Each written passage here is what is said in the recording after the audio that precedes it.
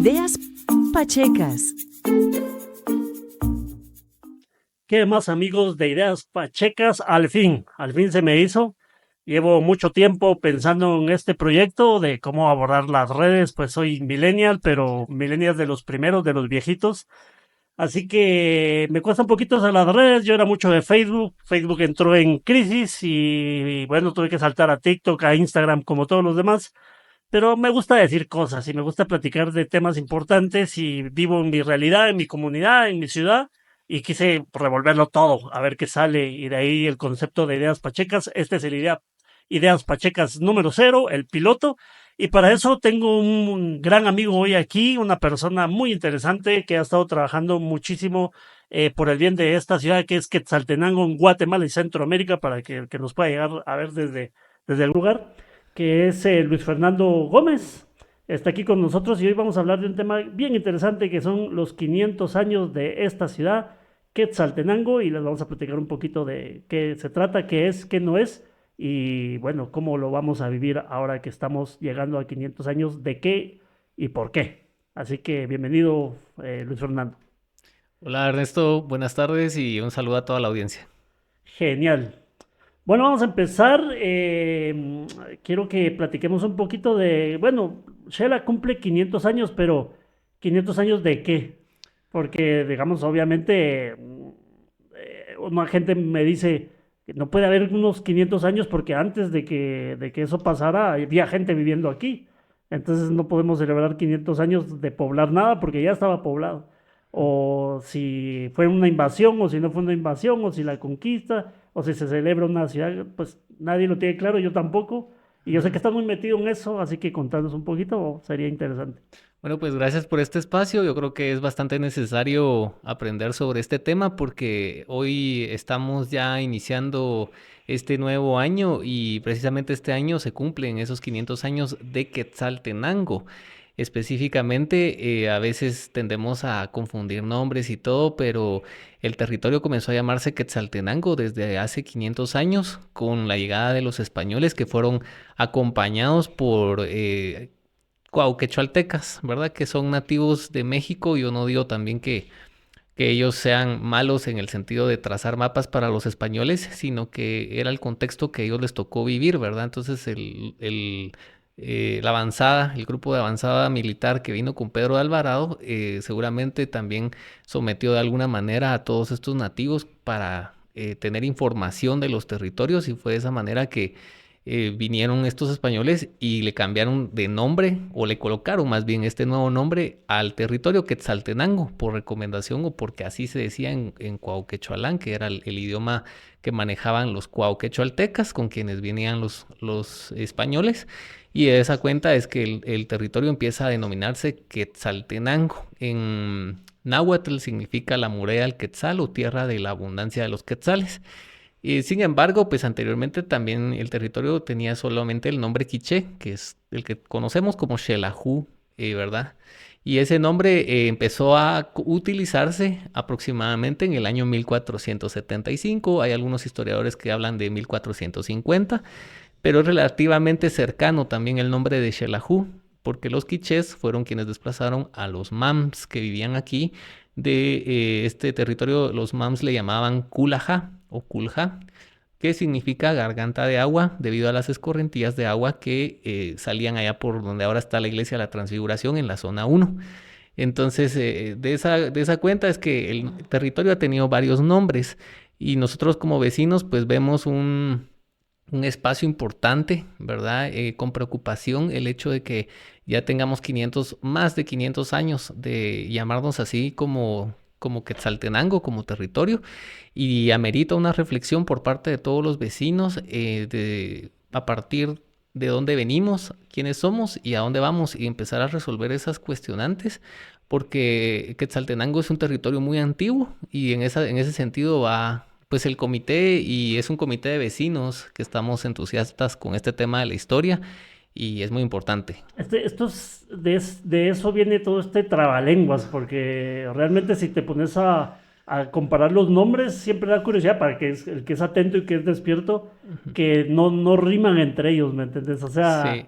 decís Culjá o Culajá, y luego Xelajú, y Ajá. luego Quetzaltenango. De hecho, Sí, o Xelalhul, es- va. Ajá, imagínate. es muy evidente que son idiomas diferentes, ¿me entendés? Uno sin Ajá. saber y sin ser Sí, ni experto ni sí. lingüista.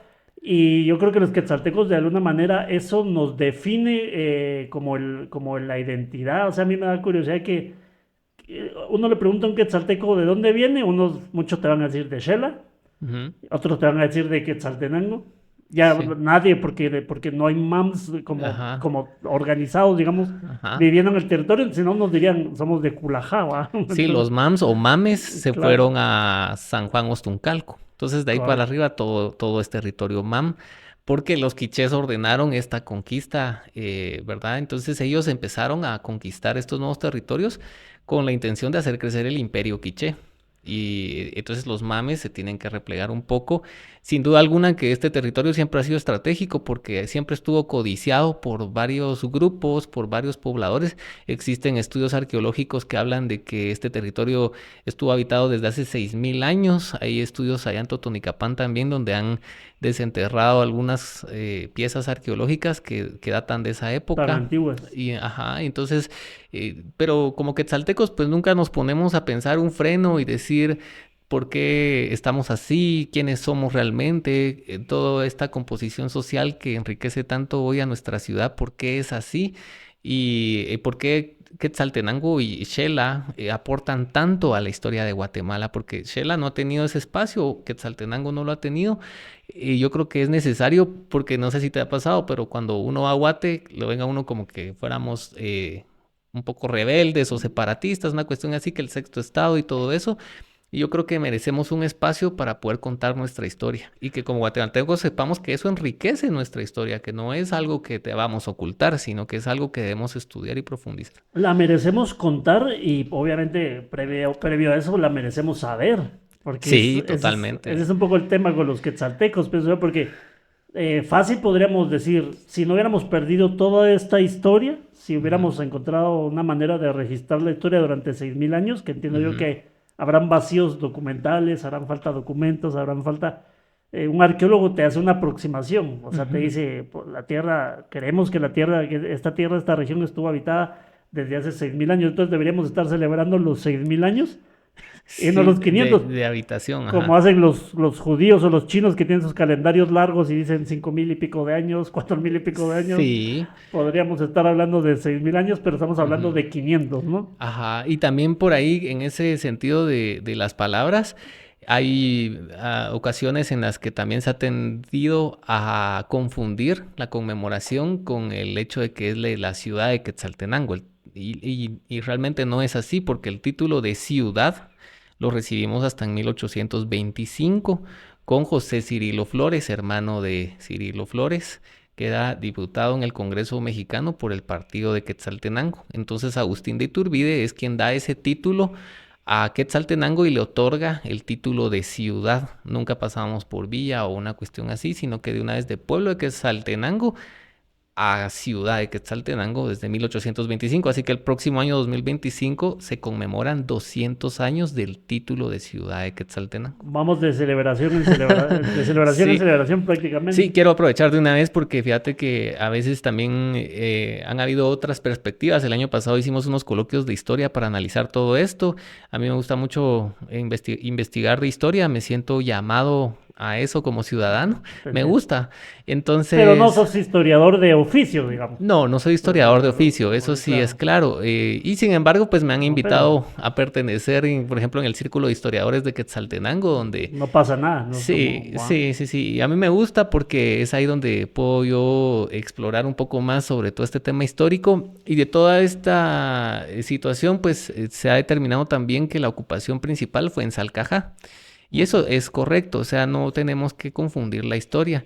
Sin embargo, no significa que como quetzaltecos no tengamos que celebrar la fundación o el nombre de Quetzaltenango, porque fue a partir del año 1524 que este territorio empezó a llamarse así. Incluso hay calles reales, ¿verdad? Que ahora ya no se denomina así como la calle real del Calvario, calle real de San Sebastián y todo eso, que tenía que ser la orden del rey, ¿verdad? Para habilitar una calle en Quetzaltenango. Eran calles real porque el rey emitía un edicto, digamos, donde Exactamente. nombraba la calle. Exactamente. Venía nombrada de España, digamos. Exactamente. Había que esperar 9 meses a que viniera el barco para... Correcto, sí, No, totalmente. Y igual pasa después, en 1529 ya hay un traslado de Salcajá aquí al valle, digamos, a Xelajú, ¿verdad? Ya viene a Quetzaltenango, ya se establece la parte administrativa y aquí con los quichés de Xelajú. Al inicio lo instalan en las afueras los españoles por el temor de algún levantamiento en la noche, porque ellos son minoría y están tratando de incursionar en un nuevo territorio,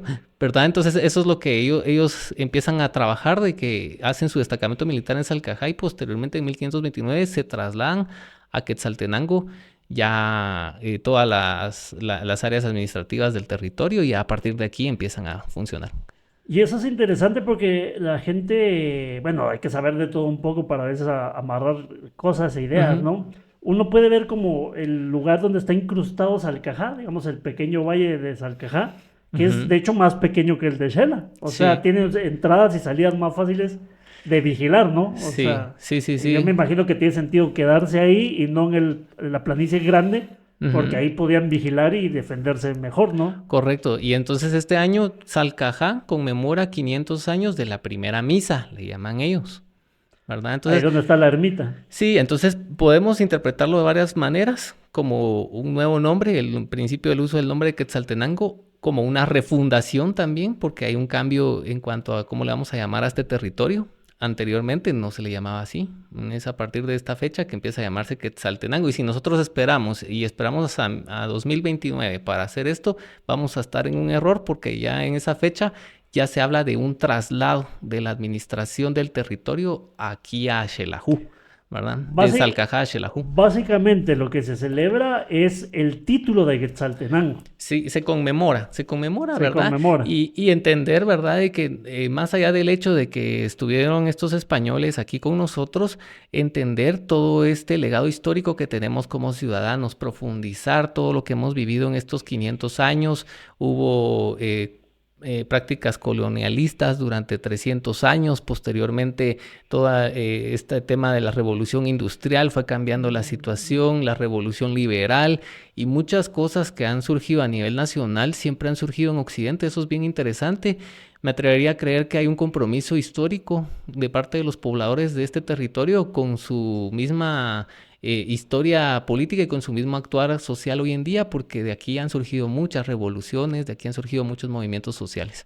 Sí, que Quetzaltenango tiene mucha presencia, ¿cierto? En el proceso de la vida, de la historia, de la política nacional, de la configuración de las fuerzas, de muchas cosas. Sí. Y a mí, pues, como buen quetzalteco, me gustaría que eso no parara nunca, que los quetzaltecos siempre tengamos esa influencia, ese empuje, y que nos llevemos mutuamente a configurar cosas.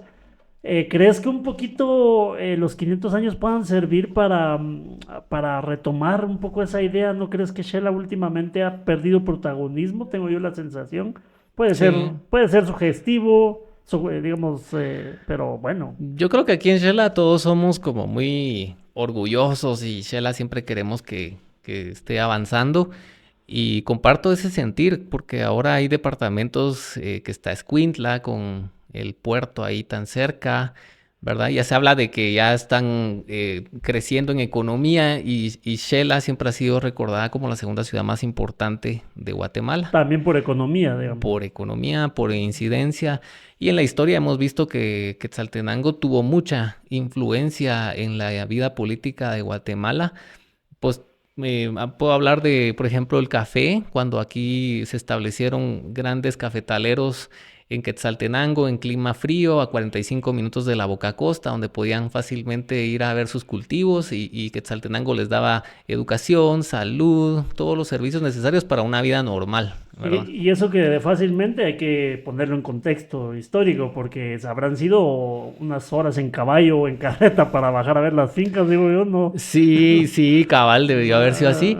Claro. Y por eso también la idea del ferrocarril de los Altos. Que conectaba, el ferrocarril justamente conectaba la Boca Costa Sí, con la ciudad, pues sí, sí, eso. sí. Y esas fases de construcción del ferrocarril posteriormente se iba a ampliar en una red más grande para conectar con San Marcos, con Quiché, con Totonicapán en un ferrocarril eléctrico que al día de hoy sigue siendo innovador, amigable con el medio ambiente. Entonces esas ideas han surgido de aquí, de Quetzaltenango, y es una oportunidad incluso que va más allá, porque más allá de la reflexión histórica, creo que también se puede aprovechar para atraer proyectos de inversión aquí a Quetzaltenango.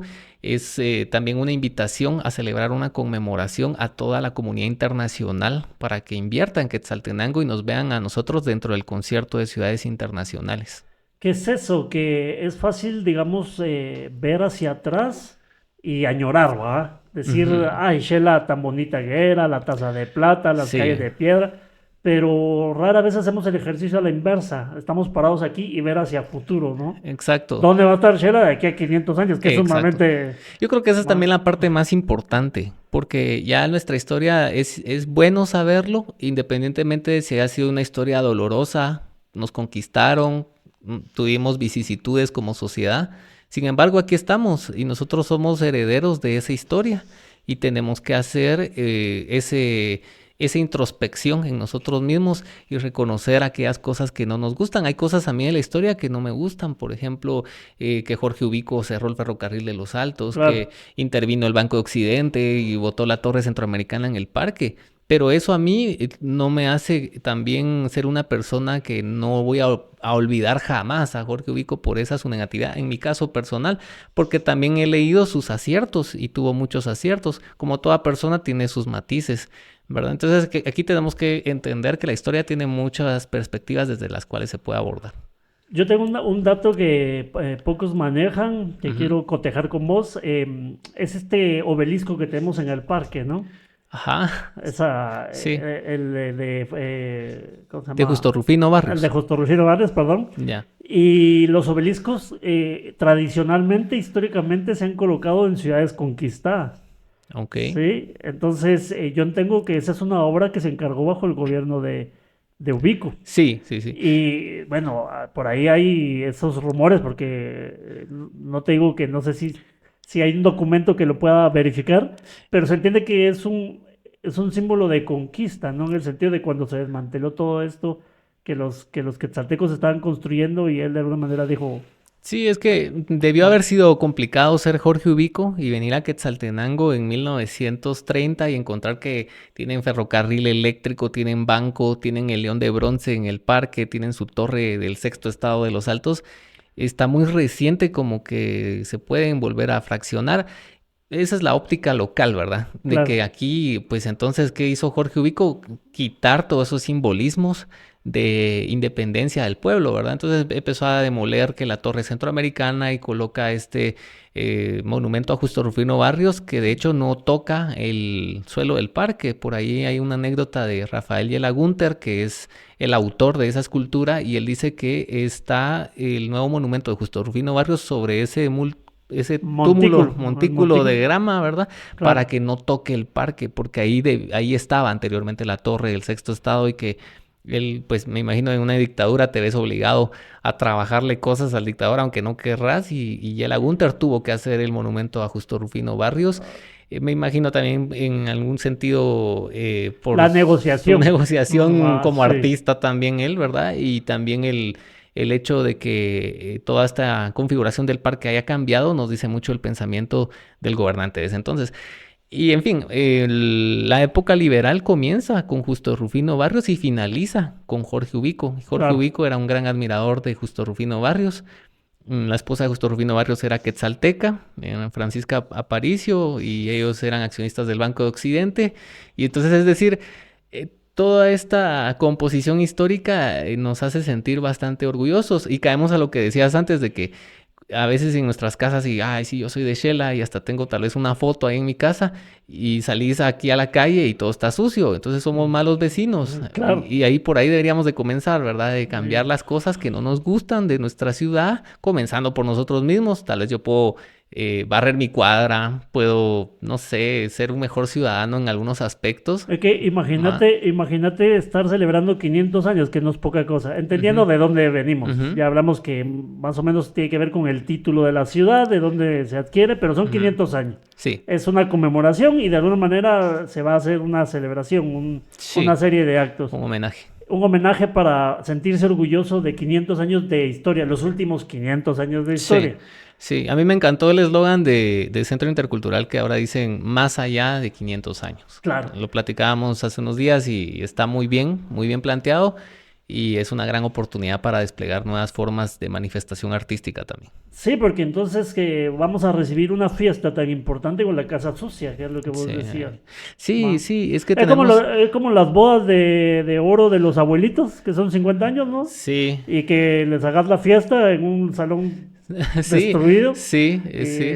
Y entonces, bueno, ¿qué vamos a hacer los quetzaltecos de aquí a mayo para Ya. resolver eso? Exacto, y también pensar que Quetzaltenango tiene sus hermanamientos. Está Milán, está Ciudad de Veracruz, San José de Costa Rica. Torino, ¿no? En Sí, Italia, sí, creo creo. que también hay un listado extenso de ciudades hermanas. Tapachula, para no ir tan lejos. Tapachula, sí. Y entonces, como también pensemos que esta conmemoración debe ser internacional y quizás hasta sale la posibilidad de generar mayores inversiones en el territorio o que quien quita y hasta viene un técnico a ayudarnos con nuestra propia basura, por ejemplo, de Correcto. Italia, o por qué no. Entonces son oportunidades que la ciudad en este momento no se puede dar el lujo de decir esto no me interesa, ¿verdad? Y bueno, que estamos en una época de la humanidad y la historia donde los intercambios culturales humanos se dan de otra naturaleza. O sea, hace 500 años pudo haber tenido que ver con una conquista, pero hoy en día recibir gente de todo el mundo es benéfico, pues. Sí, Ese intercambio sí, cultural, económico, que nutre sí. y que Shela se debe ver más allá del agujero geográfico en el que estamos, en medio de montañas, sino como parte del mundo, ¿no? Exactamente. Ah, Pensar que también Shela ya no es la ciudad industrial que fue en algún momento hace 50 años. Shela ahora tiene que pensar qué puede hacer para poder sobrellevar una vida económica saludable. Entonces, el turismo, esta ecuación de que venga turismo, pero turismo de calidad a Quetzaltenango, no ese turismo mochilero, con el respeto de todos, ¿va? Porque también sino que me refiero a que un turismo que no te viene a gastar, ¿verdad? Entonces, esa es la situación, que queremos turistas que sí vengan a consumir los servicios, a consumir y todo. para tener turistas Ujú. así necesitas ofrecerles algo, Sí, algo que otros no le puedan ofrecer. sí, un tipo de turismo más Ma- como, ves el que va a la Antigua, es otro turismo, es distinto al que va probablemente a ah, Panajachel, ¿me entiendes? O sea, Porque bueno, la va- ciudad en teoría es bonita, está, bueno, ajá. otras cosas que pasan Sí, ahí. y yo creo que también los vecinos han comprendido que el turismo es una forma de desarrollo económico para ellos. Y Claro. eso hoy en día en Quetzaltenango no lo visibilizamos. O sea, damos por sentado que el centro histórico va a estar por ahí para siempre. Y no se trata de eso, se trata de ver con tanta historia, con tanta arquitectura, cómo podemos sacar algún tipo de beneficio ciudadano y social. Y sí, también somos una ciudad que a pesar de que presume mucha educación, digamos, porque es una ciudad que siempre Ajá. dice, no, pues es que Shell es una ciudad de estudio, de colegios, Sí. pero la producción, si bien no podemos rescatar la industria como tal, como la maquinaria, ¿me entendés? Y poner fábricas con chimeneas, Ujú. porque eso es otra época, Ajá. no quiere decir que no seamos una ciudad que pueda producir desde el conocimiento, desde la ciencia, desde la Sí. tecnología, y que tampoco se está haciendo. Sí, y toda Entonces, esa industria en algún momento puede revivir, incluso hasta con claro, emprendedores locales. Y correcto. entonces lo que necesitamos es crear esas condiciones de que haya un clima óptimo para generar nuevos proyectos aquí. Para que la juventud se anime, pues voy a poner un negocio porque Shela Sí, colabora, Shela se da sí, pero es un poco al revés, ¿va? O sea, sí, hay que poner un negocio arriesgando el pellejo a veces, ¿no? sí, sí. Entonces esa pasividad es lo que hay que romper un poco, considero, con esto de los 500 años, porque no es una fecha para pasar por alto y se ha conformado un comité de vecinos para poder coadyuvar a Quetzaltenango en esta conmemoración desde una óptica conciliadora, desde una óptica que también pretende generar nuevas propuestas para la ciudad y que tengan que ver con conectar a Quetzaltenango con ese espíritu de ciudad nuevo que tiene que estar totalmente renovado porque ya decir 500 años y no puede ser que como está eso organizado en 500 años no hemos podido organizarnos ni para la basura, por ejemplo, o no hemos podido resolver nuestros problemas más fundamentales, porque la basura sí, claro que puede quedar en algún momento abandonada en la calle, pero el sistema de reciclaje, cómo hacer cambiar, cómo enseñar a reciclar a la persona en su casa y todo que es un desafío. Y que ni siquiera ya son cosas de alta tecnología de punta, sino son cosas que se están haciendo en el mundo desde hace medio siglo. Ya está en ley, eso ya está en ley, ajá, y entonces estamos incumpliendo la ley como ciudadanos y ahí hay que forzar y entonces empezar a reflexionar en entonces qué pasa a partir del 501, del 502, del 503, hacia dónde evoluciona Quetzaltenango. Esa es una gran pregunta. Bueno, pues yo creo que los quetzaltecos nos tenemos que poner, como en buen chapín decimos, las pilas, ¿no? Despertar, despabilar ya, porque estamos dormidos esperando que alguien más resuelva los problemas. Yo creo que podemos contribuir todos. Y qué bueno que este comité está formado, yo sé que tendrá mucho trabajo y ojalá que estos proyectos que se están planteando se le puedan comunicar a los vecinos y ser parte, pues yo me apunto y nos deberíamos de apuntar todos, porque en 3 o 4 meses algo hay que cambiar. Dice uno, 4 meses es poco para transformar la ciudad, pues sí, pero hay que empezar hoy y mañana ya haber hecho pequeños cambios, ¿no? Sí. Recuerden que, por ejemplo, estamos añorando un gobierno de otro estilo desde hace muchas décadas, ya lo tenemos, y desde el primer día queremos ver cosas, ¿no? Sí. Y yo creo que para Shela es lo mismo, ¿no? Sí, totalmente, y la responsabilidad sí recae en nuestras instituciones, pero también en nosotros. No podemos esperar en exigir, en tener una participación, correcto. Entonces, no ser apático en este tipo de situaciones y también en 2029 seguramente va a continuar esta conmemoración. Quetzaltenango es así porque su historia es muy profunda, es una ciudad con una historia única y nosotros no podemos desvalorizarla, ¿verdad? Entonces necesitamos estar conscientes de que estamos cambiando como Quetzaltenango y que un eje fundamental es la ciudadanía. Y vamos a empezar a trabajar en ese sentido. Te comento también que el comité está conformado por varios actores clave que integran diferentes ejes de trabajo, como el de cultura, el de apoyar al sector empresarial, el de orientar más bien ciertas actividades que vayan enmarcadas dentro de esta conmemoración.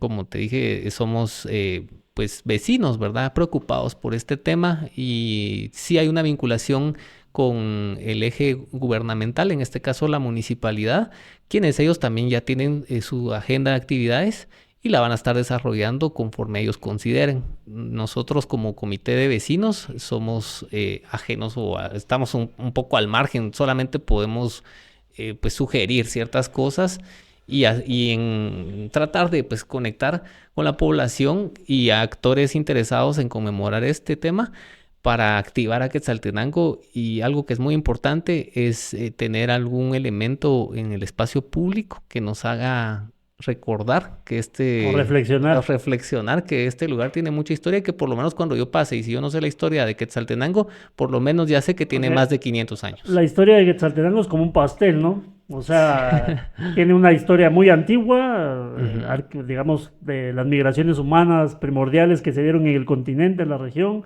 su etapa MAM, su etapa quiché, que duró poco porque los españoles y los mexicanos la interrumpieron, y es la colonia y todas las etapas. Entonces, sobre esa historia, pues hay que construir. Yo me alegro mucho que podamos hablar de estos temas, ¿va? Y de estar estrenando este podcast con vos y con este tema tan interesante. Y bueno, vamos a estar en esta línea. Yo creo que vamos a tratar de contribuir mucho desde los espacios de lo que podamos. Y bueno, yo creo que sí hay que invitar a todo el mundo, porque ya no hay que ver a Quetzaltenango como un ente aislado en un rincón del globo, sino los quetzaltecos que despabilen, que activen, y los que nos quieran visitar y quieran venir a conocer 6,000 años de historia, más estos últimos 500 que son interesantes, pues que Shela es una ciudad en la que se puede proponer y hacer, que es lo que también queremos nosotros. Quitar esa idea de que todo el que venga de afuera viene a destruir, porque esta ciudad constantemente se ha reinventado con la gente que viene de afuera. Sí, Shela no sería Shela sin sus vecinos. Claro, y también quitarnos esa idea eurocéntrica de que solo si vienen de Europa contribuyen. Exacto. Han contribuido todos los pueblos que han pasado por acá. Sí. Entonces, Genial, Luis, entonces yo creo que vamos a seguir platicando con vos, vamos a hacer este podcast no tan largo el día de hoy, pero quiero invitarte a que sigamos tocando este tema en próximos formatos que vamos a estar experimentando acá.